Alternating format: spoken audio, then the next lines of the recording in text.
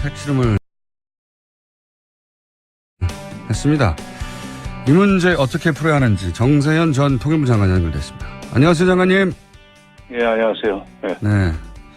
사안이 위급하다 보니까 까칠하신 분인데 이렇게 긴급한 저희 인터뷰 요청에 응해주셔서 예. 저렇게 긴급하게 인터뷰 요청하면 잘 안 응하시는데 예, 감사합니다. 자, 네, 지금 위급하니까. 예. 네. 북한이 이제 6차 실험을 했는데 작년에도 2번 하긴 했습니다만 이번에는 이제 수소폭탄이라고 주장하는데 북한은 왜 이 상황에서 이런 실험을 하는 걸까요?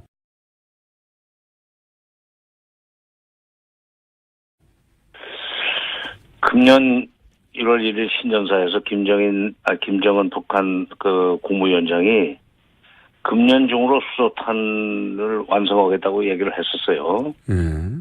근데 이제 이번 거는 완전한 수소탄 실험은 아닌 것 같습니다. 왜냐하면 이제 수소탄으로 넘어가기 위한 저희 융합 실험에 성공한 것 같아요. 분열시키다가 이제 융합을 하면 그만큼 폭발력이 커진다는 거 아닙니까? 그냥 원자탄보다 훨씬 더 무섭다는 건데, 근데 이제 작년 1월달하고 9월달 실험이 4차, 5차가 수소탄 전 단계인 증폭 핵분열탄 시험이라고 북한이 얘기를 했었어요. 네. 그거보다 한 단계 진전된 실험이라고 보고, 그러나 아직 수소탄 그 자체를 개발한 건 아닌 것 같다. 이게 직전이라고 봐야죠. 그렇기 때문에 금년 1월 1일 날 신년사에서 했던 말도 있고 그래서 금년 중에 완성된 수소탄 실험을 또 한번 하지 않겠는가. 걱정입니다. 목적이 뭘까요? 목적이요? 네, 북한에. 이제 수소탄이라는 게 원자탄보다 훨씬 위력이 큰 거기 때문에,殺傷力이 크기 때문에, 그런 핵폭탄을 가지고 있으면 미국이 북한을 핵보유국으로 인정하지 않을 수 없다는 계산을 북한은 할 거예요. 북한의 계산입니다. 핵보유국으로 인정받고 싶다는 거죠. 그리고 그런 조건에서 미국과 1대1로 수교하고 평화협정 체결하는 그런, 상황을 연출하면 국제적으로 지위가 올라가지만 우선 대내적으로 김정은의 통치력이 굉장히 높이 평가를 받는 그런 효과가 있습니다. 국내 정치적으로. 네. 이 사람이 이제 어린 나이라고 지금 밖에서 자꾸 얕잡아 보는 것이 오히려 북한을 하여금 이런 과감한 짓을 하게 만드는 그런 측면도 있죠. 그러니까 국외적으로 무시당하지 않으려는 노력이다. 그렇죠. 그러면서 이제 미국과 쉬운 말로, 미국과 애들 말로 맞짱 뜨는 모양새를 보여주면 누가 함부로 우리를 무시할 수 있으며 국내적으로 김정은의 위상은 훨씬 더 올라갈 수밖에 없다 하는 그런 계산이죠. 그리고 또 미국한테는 1대1로 상대하기 위해서 테이블로 나와라 이런 얘기기도 하겠죠? 그렇죠. 1대1로 하자는 거예요. 1대1로 하자는 거예요. 미국과 1대1로 회담을 하겠다는 겁니다. 여기에 대해서 그런 분석은 여러 차례 해 주셨는데, 여기에 대해서 이제 트럼프 대통령은, 물론 트위터입니다. 이게 공식 성명은 아니고, 이분은 즉흥적으로 트위터를 하도 많이 써가지고 미국 내에서 비판이 많은데, 트위터를 통해서, 유화책이 통하지 않는다. 한국 정부에. 이런 말을 했습니다. 여기에 대해서 이제 국내 또 보수 언론들은 미국의 군사적 옵션에 대한 얘기도 많이 하고 있어요. 미국의 군사적 옵션이 현실화될 가능성이 있다고 보십니까? 없죠. 없어요. 그건. 모든 옵션은 테이블에 올라와 있다는 얘기를 지금 한두 번 했습니까? 그런데 그런 얘기가 나오고 나면은 바로 미국 내에서 이른바 군사 전문가들까지도 실질적으로는 군사 옵션은 쓰지 못하는 거 아니냐. 그런 얘기 많이 나왔죠. 3차 대전.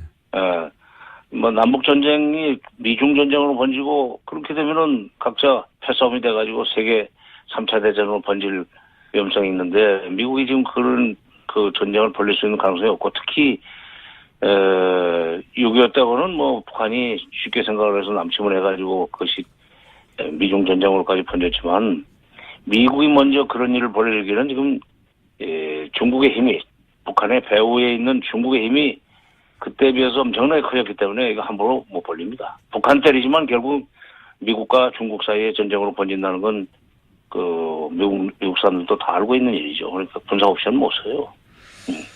근데 국내 언론에서는 사실 이 대북 군사 옵션 관련해서는 굉장히 크게 보도하고 있어요. 이 부분은 어떻게 보십니까? 참 무책임한 사람들이에요. 그러니까 무책임하죠. 미국이 군사 옵션을 쓰면 제일 먼저 타격을 받을 위치에 있는 언론사들이 어디입니까? 시내에 있잖아요. 서울 시내. 예, 서울 시내에 있습니다. 자기들 죽을 줄 모르고 왜 그래? 참네. 그리고 무슨 그렇게 겁을 줬으면 좋겠다는 생각까지는 내가 이해를 합니다. 예. 군사 옵션을 쓸 것 같이 겁을 줘서 북한의 태도 변화를 유도했으면 좋겠다는 생각까지는 내가 이해를 해요. 그러나 실제로 써버리면 이거는 한반도는 그동안에 북한은 크게 일종의 저개발 국가이기 때문에 소리할 것이 없지만 우리는 지금 세계 11대 경제대국인데 이거 다 날아갑니다. 그렇게까지 해서 북한의 핵을 완전히 제로로 만들겠다고 그런 것이 너무 좀 무책임하죠. 여기 지금 수백만 죽는 건데 자기 안 죽을 줄 알고 그런 얘기합니까? 자기들도 제가 보기에는 전쟁이 안 날 거라고 생각하니까 그런 말을 하는 것 같기도 합니다. 예. 다만 그렇게 긴장을 만들어내는 것이 자신들의 정치적 이익에 부합되니까 긴장을 만드는 게 아닌가. 저는 이런 생각합니다. 정치적 이익을 위해서 그러는 건데, 그래도 국민들이 불안해하잖아요. 자기네들의 사사로운 정치적 이익을 위해서는 국민들이 불안해서라도 좋다는 얘기예요. 또 언론이 헐짓입니까, 그게? 네, 저한테 화나 내지 마시고요. 예. 알겠습니다. 상황 인식은 알겠고요, 장관님의. 근데 이제 여기에 대해서 그럼 과연 우리 정부는 어떻게 할 것인가? 이게 이제 옵션이 많지 않습니다, 실제. 우리 정부가 이제 북한은 이렇게 강경 일변도로 가고 트럼프 대통령 왔다 갔다 하고 그리고 보수 정당과 보수 매체는 전쟁 얘기를 계속 하는데 우리 정부는 지금 어떻게 해야 됩니까? 지금 당장 무슨 남북 대화로 가자고 나설 수는 없어요. 네. 트럼프도 북한은 대화로 안 통하는 상대다. 그러면서도 모든 옵션은 테이블에 올라 있다는 얘기까지만 하지 군사적 옵션을 쓰겠다는 얘기까지는 또 안 합니다. 예. 그걸 주목할 필요가 있는데 그러나 어쨌든 미국이 저렇게 군사적 옵션을 쓰지 않지만 대화는 할 수 있는 형편이 아니다라는데 우리가 나서가지고 남북 대화를 할 수 있는 여지는 없죠. 당분간 지금은 기다릴 수밖에 없는데 그러나 나는 또 이런 생각을 해봅니다. 일단 외형적으로는 미국과 보조를 같이 해줘야 돼요. 예. 그러나 지금 이대로 놔두면 실제로 수소폭탄을 만들고 그다음에 미국까지 도달하는 거리가 나오면서 ICBM이 말입니다. 12,000km가 나오면서 동시에 대기권 진입을 해도 불타지 않는 그런 기술까지 확보가 되면 네. 만약 문 대통령이 얘기한 레드라인을 넘게 되면은 그때는 미국이 나가게 돼 있어요. 그다음에 네. 어차피 그럴 바에는 지금 미국이 일이 더 커지기 전에 미국이 북한을 대화로 끌어내는 노력을 좀 더 강화해야 되는 거 아니냐는 얘기를 우리가 미국한테 해야 돼요. 그 얘기를 나라는 우리밖에 없습니다. 중국이 하겠습니까? 일본이 하겠습니까? 일본은 오히려 미국을 더 부추길 텐데 트럼프를. 아베는 트럼프의 과격한 또는 돌발적이고 충동적인 그런 성격을 이용해서 자기네 자유대회 해외 출병을 지금 실현시키려고 그러는 그런 목적을 가지고 있는 사람 아니에요. 그러니까 그건 일본은 그러지도 않을 거예요. 러시아도 할 수 없고. 그러나 우리는 우리 문제이기 때문에 최대 피해자가 우리이기 때문에 미국한테 정말 간청을 해서 어차피 당신네 지금 미국 북한이 레드라인을 넘으면 당신네가 협상으로 갈 걸 우리는 뻔히 안다. 과거에도 그랬고 그 방법밖에 없잖아. 군사적 옵션 못 쓰게 돼 있지 않느냐. 그럴 바에는 북한과 대화 가능성을 열어놓는 그런 제스처를 좀 더 적극적으로 쓸 필요가 있다. 그동안에 진행됐던 미국 간의 물밑 접촉 이걸 적극적으로 활용해서 북한이 미북 협상이 곧 열릴 거라는 희망을 갖도록 좀 해주라 하는 얘기를 우리가 해야 됩니다. 그래야 우리가 살죠. 네. 북한이 결국 원하는 건 자신들의 체제 보장 아니겠습니까, 결국은. 예. 뭐. 체제 보장이죠. 체제 보장이라는 게 이제 제도적으로는 미북 수교고 그다음에 평화 협정이죠. 체제 보장은. 네. 그걸 이제 해달라는 건데 이걸 지금 이렇게 계속 미사일 발사하고 핵실험하고 하는 것은 겁나면은 우리 여기 일대로 협상해서 그거 약속하라는 거거든요. 그러니까 그건 어차피 해줄 바에는 지금 일이 더 커지기 전에 지금 초동 단계에서 이걸 막자 하는 얘기를 우리가 미국한테 해야 된다는 얘기죠. 대한민국 정부가 지금 그거 안 하면은 직무유기입니다. 알겠습니다. 한마디로 말해서 한미 동맹을 이용해서 거꾸로 미국으로 하여금 협상 테이블에 앉도록 압박하는 것이 한국 정부가 할 일이다. 그렇죠. 예, 그런 말씀이신데 그러면 이제 미국 정부가 지금 트럼프 정부 모르겠습니다. 오바마 정부 때였다면 그게 조금 더 쉬웠을지 모르겠는데 지금 그때는 근데 이제 이명박 박근혜 한국에서는 정부였기 때문에 그럴 생각 자체가 없었고 이제는 대화 의지를 가진 문재인 정부인데 이제 하필 미국 대통령이 트럼프라서 과연 미국 정부가 대화에 쉽게 나서겠는가. 물론 물밑에서는 계속 접촉하고 있다고 하긴 하는데 어떻게 해야지 이게 가능할까요? 근데 이제 트럼프 대통령은 뭐 오전은 말 다르고 오후는 말 다르잖아요. 지난번에 화염과 분노 얘기를 쏟아내놓고 오후에는 또 나만큼 평화적인 해결 좋아하는 사람은 없다고 또 그러지 않았어요? 예. 그런가 하면은 22일 날은 김정은이 미국을 존중하기 시작했다. 뭐 좋은 일이 있을 것 같다 하는 얘기도 했고. 예.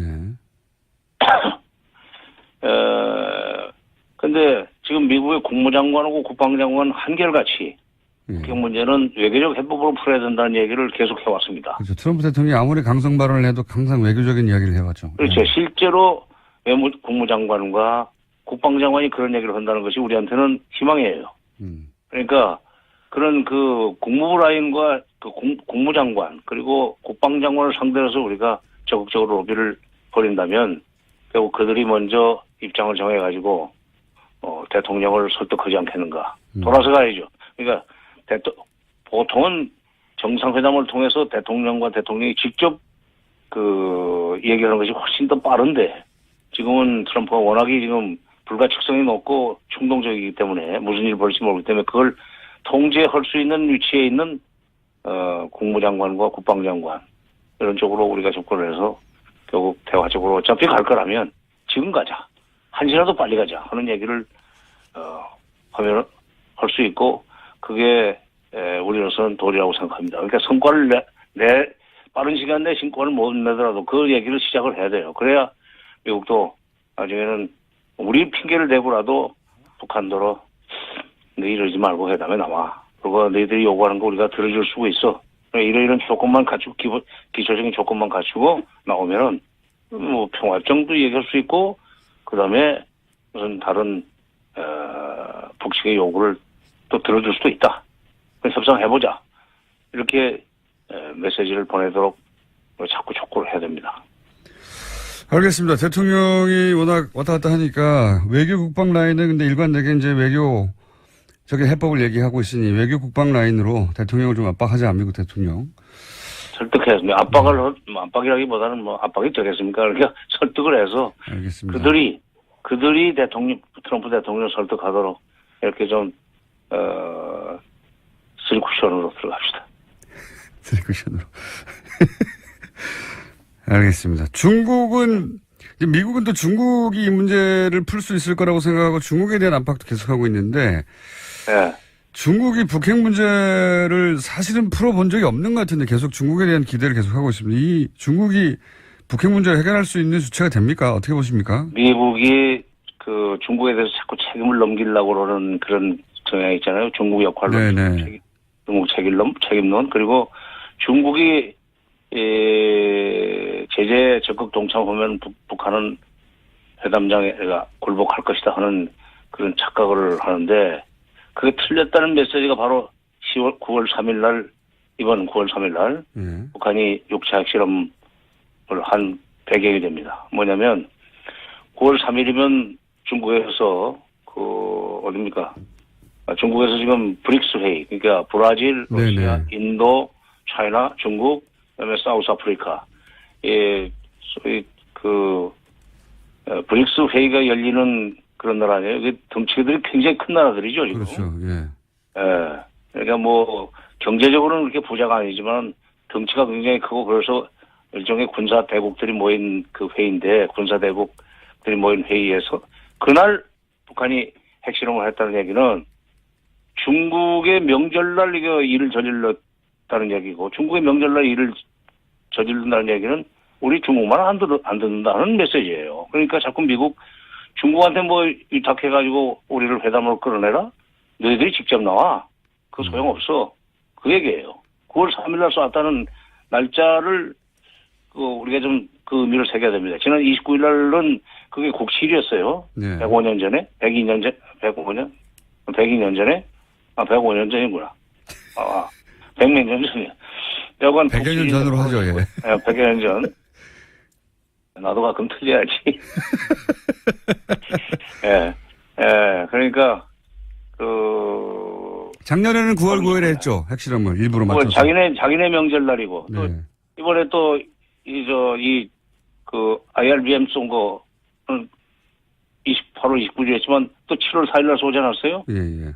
7월 4일날은 미국의 독립기념일 아닙니까? 네네. 일부러 맞춰서. 예. 2006년에도 미사일 쏠 때 7월 4일날 쏘았고, 그리고 석 달 후인 10월 9일날, 1차 실험을 했는데, 그렇게 자기네 명절, 남의 명절, 뭐 이런 날을 골라가면서 이제 쏘지만, 특히 이번에 9월 3일날 쏜 것은 9월 9일날 쏠 걸로 예상했는데, 9월 9일, 3일날로 땡긴 건 중국? 우리 그렇게 중국 무서워하지 않아. 중국한테 뭐 압력 넣어가지고 우리 끌어 나오라고, 우리 그런 거, 안 통해. 하는 메시지로 지금 9월 3일날, 그 핵실험을 했다고 보니까. 그런 의미도 있지 않습니까? 그 문재인 대통령이 러시아 방문하기 직전에 쏘았다. 이것도 같이 포함돼서. 그거는 뭐. 그까지 아닙니까? 오히려 러시아 대통령은 지금 브릭스에 가기 전에. 예. 북핵 문제는 대화로 풀어야 된다는 얘기를 했고, 그게 CNN이나 NHK 했는데 보도가 되지 않았어요. 네네. 그러니까 이번에 아마 미국과 중국은 만나가지고, 회의는 벌써 아직 안 끝났나요? 미국과 중국은, 좀 유엔 제재 결의안에 뭐 적극적으로 동참하기보다는 대화를 공고하는 쪽으로 방향을 틀지 않겠는가 하는 생각입니다. 지금 둘이서 배짱이 맞아요. 알겠습니다. 러시아하고 중국하고. 예. 오늘은 여기까지 하고요. 이 사안이 어떻게 전개되는지 따라서 또 한번 연결하겠습니다. 오늘 말씀 감사합니다. 예.